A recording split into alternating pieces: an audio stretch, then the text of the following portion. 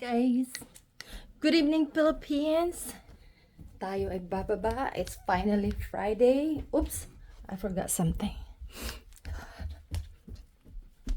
Nakalimutan ko ang ating sweater. Anyway, gawa tayong kape. Gawa tayong kape. Oh, boy. Here we go. Ang aking paboritong kumikiningning. Anyway, gawa tayong kape. Dito lang kayo. Ay, nako. Ang aking tripod is no bueno. Okay. Makalat ang ating kitchen.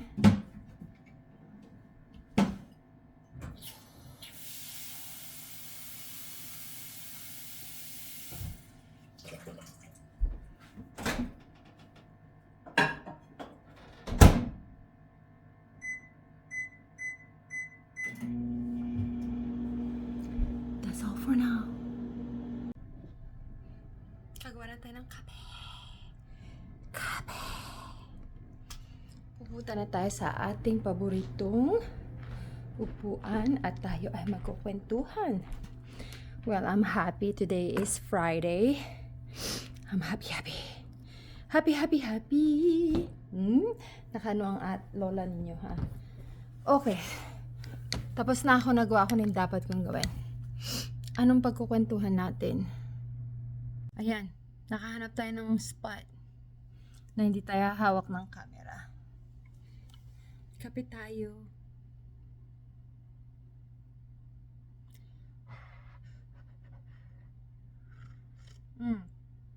Kung nagtataka kayo bakit nakalugay ang buhok ko, 20 years na po akong di naliligo. Finally, I took a shower. Ang lamig-lamig. I finally shower. Anyway, ano bang ganap kagabi, kahapon sa trabaho? Alam nyo guys, nakakalungkot ba isipin? Since the COVID start, hindi pa rin tayo nakakabangon.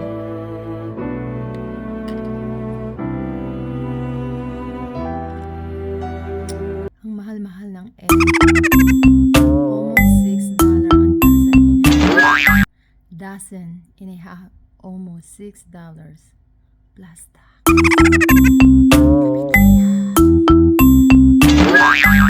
O, hindi yun joke, ha? Mahal po talaga yung yung eggs ngayon. Eh, alam niyo naman ako, mahilig ako magluto-luto, leche flan, ang tako nun sa itlog.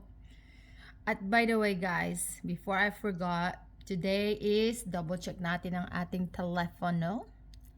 Today is December 13. It's Friday 13. Sure. Yes, I just now know that. Anyway, yeah, it's Friday 13. And it's 4:50 in the morning. Good morning sa akin. Good evening, Philippines. Ay, nako. Kailan kaya makakauwi ng Pilipinas? Alam nyo guys, ewan ko kung meron bang nanonood dyan na taga Olongapo. If ever you're from Olongapo or Zambales, can you please comment down below? I'm so excited to shout out your name. And this is your kabayan from Olongapo City. Yay! But anyway, sabi ko sa asawa ko, I like to experience again yung Mardi Gras sa Olongapo, sa Magsaysay. Because I remember when I was teenager, I was so scared to go there. Kasi nga, marami akong narinig na away-away. So, you know what? Sa edad kong ito, I like to experience. Bakit ganun, no guys? Bakit ganun? Ow! Hot! Napaso nga ng lalamunan ko. Okay. Bakit ganun guys, no? Pag nagkakaedad ang tao, hindi ko sasabihin ang edad ko. Nice try. Bakit ganun guys, pag nagkakaedad yung tao? you appreciate life more. Na-appreciate mo yung buhay-buhay. Tapos, you look back, you think about it like growing up, life is so easy. Playing outside, bungang araw is all over your body. But anyway, seriously, I just wish that, you know, I can feel that feeling again. Like you growing up, you don't think about anything else. You don't worry about the food because you know mama and papa will be there and feed you, you know?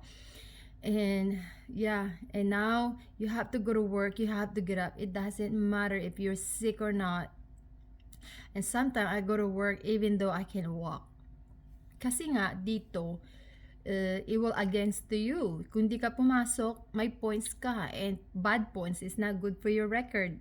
Kaya nga sinasabi ko walang sakit-sakit sa abroad. Sige, sige, sige.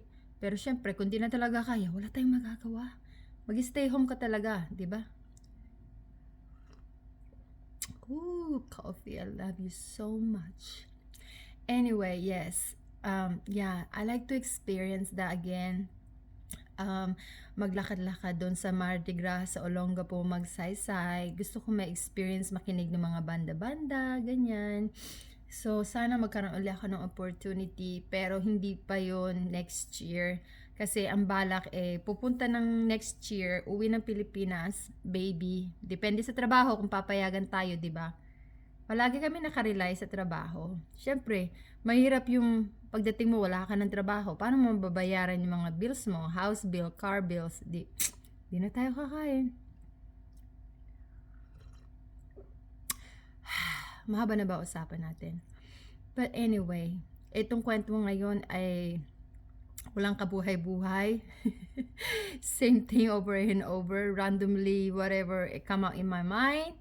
But anyway, before I forgot again, I like to say good evening, Philippines. I love you. I miss you. Hopefully, I can see you soon. Hopefully, I can see you next year.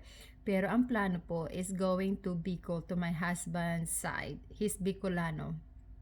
And then, syempre, visit my family also in Olongapo City. Pero one of my bucket list is, punta ng Olongapo, experience the Mardi Gras, ganyan. Yung tambay-tambay-tambay, ganyan. Tapos, load ng banda dito, banda doon. I miss those. Kasi nga, hindi ko yun na-experience nung teenager. Kasi nga, takot ako. Ang mama ko palaging, uwi na, wag ganyan, wag ano, diretso. Syempre, good girl tayo, di ba? Ngayon matanda na tayo. Tama na yan. Today is Friday. It's December 13. Let's say 5 o'clock in the morning. And 6 p.m. in the Philippines. Haha, Friday 13 also.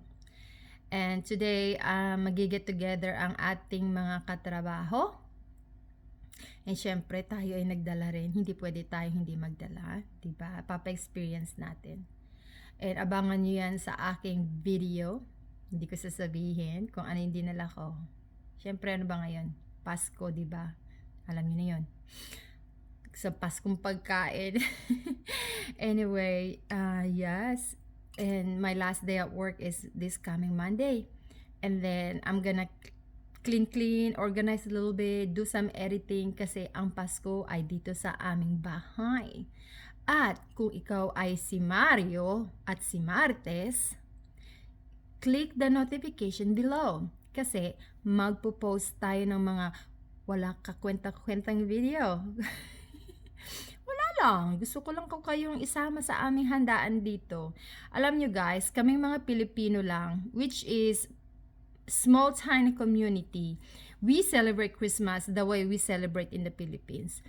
Dito sa atin, sa Amerika, sa Indiana, they celebrate Christmas, okay? They celebrate Thanksgiving and Christmas. New Year, no. It's just more like chillax, cool. Some people, they celebrated, just hang out, drink beer, whatever. But it's not like the way we celebrated. You know what I mean? Us is like still family. Like especially end of the year, it's about family, get together, let's eat, let's get drunk. and let's move on for the 2025. And I pray to God, and I pray to God that praying na sana maging okay ang 2025. Maka-adjust tayo sa lahat ng mga, everything is so expensive. Sana bumaba ang ating mga grocery, food-wise. Everything is so expensive. Sana po bumaba, diba? Kasi ako, nagtatrabaho ako. I can't. It's so expensive po. Kukunta ka lang sa tindahan, konti lang bibili mo, $100 na agad, $100 na agad. Kaunti. Wala pa akong nabibili, like kakapiranggot. Ang kagandahan lang po dito, you can buy a brand that's not branded. Who cares about branded? Diba? As long eatable, as long it's good eatable, diba? Bakit kailangan ko ng branded? Oh well, some people they do. But sometimes I have to be practical. Like for example, the rice. Why do I need that brand? I can buy this brand. It tastes the same flavor. Diba po ba? Kape tayo. Guys, ang haba na ata ng chikahan natin.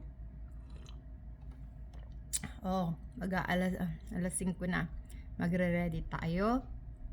Again, happy Friday!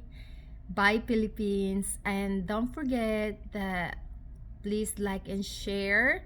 And if you are interested sa ating buhay-buhay dito sa abroad, please click the notification below. If you have any question, you can comment down below. Easy, di ba?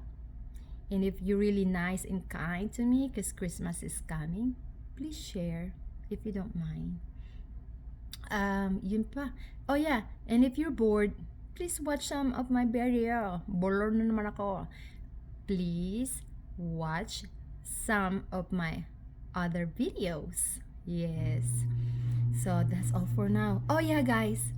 I bought the pantry rack, or the shelves, whatever you call it.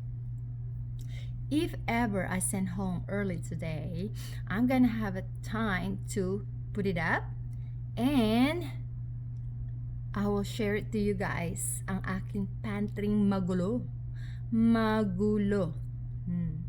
Yes, isasama ko kayo, manood kayo, and that's it. Hold on, bakit nagbe-blurred ako? Yan, nagbe-blurred ako. Happy Friday, Philippines. I miss you. Hope to see you soon. I love you all. Good night.